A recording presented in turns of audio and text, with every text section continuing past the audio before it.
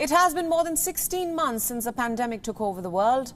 In the last 1.5 years, we have learned a lot of new things about the virus, but new symptoms still keep showing up every day.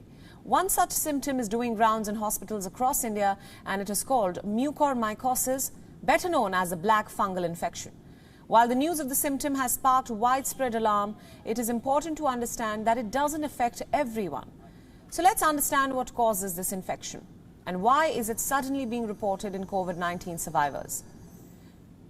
Mucormycosis or black fungus is a rare fungal infection. It is caused by a group of moles called mucormycetes. These moles live throughout the environment and it is often seen in the form of blackish moles. The black fungus affects the sinuses, the brain and the lungs.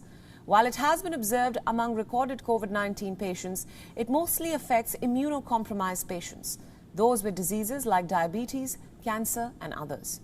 According to the US's CDC, it is most common among diabetic patients.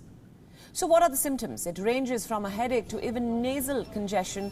Patients typically have a stuffy and bleeding nose, swelling and pain in the eyes, the drooping of eyelids and often loss of vision.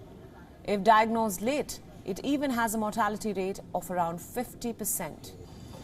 Prior to the pandemic, the infection was very rare, but the sudden rise can be attributed to multiple factors. One is the use of steroids among COVID-19 patients. The black fungal infection is being triggered by the use of steroids. Exposure to wet surfaces also increases the chances of infection. The top Indian doctors have attributed the rise of the infections to steroid overuse. The use of hygienic oxygen like clean concentrators can also prevent infections.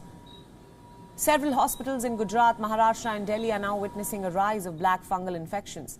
8 people have lost their eyesight in Gujarat.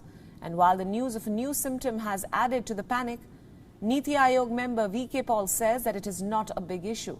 He also reiterated that it is not a big outbreak. While the frequency of this fungal infection is on the rise during the second wave, one way to stall it is administering the right dose and duration of steroids when treating COVID-19 patients. When detected on time, it is often treated with an antifungal intravenous injection. WION World is One is now available in your country. Download the app now and get all the news updates on the move.